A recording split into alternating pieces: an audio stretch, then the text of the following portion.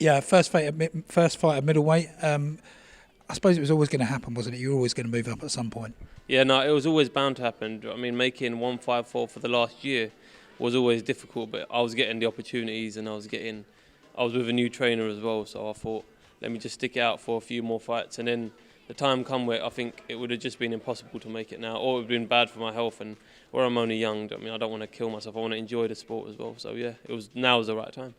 Now, I know you're making weight now, but looking at you now compared to your last few fights, you look a lot more healthy, should we say? Yeah, no more like skeleton look, none of that skeleton look no more. Yeah, no, I feel a lot better as well. I feel a lot better, a lot more energetic, and you don't realise, but you take everything in a stride a lot more when you're happy and when you're good at the weight as well. So, just enjoying it, man. Yeah, and obviously you're still having to make weight for this fight as well. But I mean, what's your walking around weight normally? Is it how much over middle are you? It's not too much. It's about what's middle 160. I walk around about 172. Okay. So about that. So 12 pounds, not that much to be fair. I think that's relatively healthy anyway. I've known some fighters they just go up stupid amounts, but yeah, not yet anyway. But you think, I know some fighters, I'm not going to mention any names, but when they do move up, sometimes they struggle a bit because they don't take the power with them. In your case, that's not going to happen. No, it shouldn't. I think if anything, I'll have a bit more power because I just got that bit more, them 6 pounds extra where I haven't completely depleted myself. So yeah, we'll see Saturday night.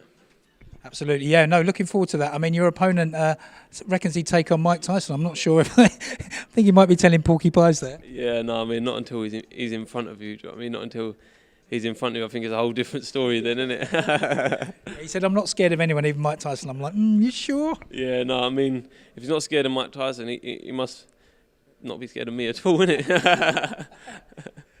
But he looks game. He certainly talks a good fight. I don't think he's going to be a pushover. That's what you want, isn't it? You want a bit of a challenge in there. Yeah, no, I didn't want to move up to middleweight and fight no journeyman, and then say I wanted to build into the weight. I said straight away I wanted to get into title contention against a good fighter, and Jez Smith is the one who stepped up, and I'm looking forward to it, man. Yeah. Sometimes you've been around so long, it sometimes forget you're only 22. Yeah, I know. It's crazy. That's what everyone says as well. They go, you got a 50-year-old's head on you, and this. I was like, as long as I ain't got a 50-year-old's face, I'm all right. Do you know what I mean? Well, listen, I want to take you back to that last fight. It seems like I've listened to all the interviews today, the press conference. Everyone's talking about the Bradley Skeete. You must be getting sick of it. You know what? Not really, because I knew it had happened. Because I knew even before, after my last fight, I know before my next fight it's going to happen again. But listen, it is what it is, and it is what it is. It happened. As long as I build from it, as long as I learn from it, which I have done, and Saturday night, hopefully, I can show all that. I'll be a happy man. Now, I mean, there were two things with that fight. Firstly, having seen a lot of your fights, you didn't look yourself then. I wondered if that was anything to do with the weight at that time. No, it was a little bit, but I didn't want to blame nothing on it. I'm not that guy who blames it on weight and everything. But it was like I said, it is what it is. We're here now. We're at 160. Hopefully, no excuses come Saturday night.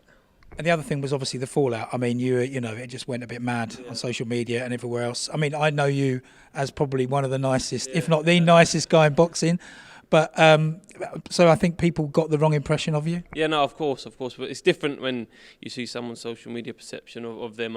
Not until you actually meet them, you know what they're really about and how they really are. But listen, it's like I said, in boxing, it's part of boxing. It's part of boxing. I have to take it in my stride. I have to learn to deal with these things, which I have done. I mean, I'd rather now than later on at the top, because it's only going to get bigger, and I'm only going to get more recognised. So I've learned from it. Yeah, I mean, you won't be the first, you won't be the last. It's just one of those things, isn't it? I guess that you did at the time. You probably wish, in hindsight, that you wish you hadn't have done it, but. Yeah, no, of course, but I didn't want to have that victim mentality, like, oh, why is everyone picking on me? Listen, it happened, and the main thing is obviously listen to certain people's opinions. I mean, everyone's got an opinion. Some people have good opinions, bad opinions, whatever it may be. Take everyone's on board and just learn and become a better individual. Yeah, and you did the decent thing. You offered him a rematch, but for whatever reason, he's now retired. You've moved up, and I guess you're thinking that is actually the right decision for you now at middleweight. Yeah, of course. I was willing to make 154 for him again, but we're here now. It is what it is, and Jez Smith is in the way, and hopefully I'll beat him in devastating fashion.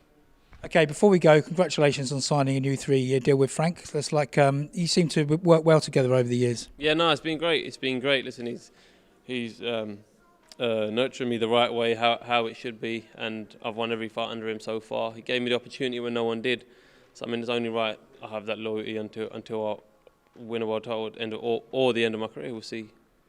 And then just final question: there's some glamour names in the glamour British middleweights. There's the likes of Chris Eubank, Liam Williams, Felix Cash, and then you go on to your Charlo, Munguia, Andrade. I guess your ultimate ambition is what it's always been, to win a world title, and to do that you'll have to fight some of those guys. Yeah, of course. But I mean, one fight at a time. But in terms of goals and aspirations, they're definitely the names I want to eventually be mixing it up with.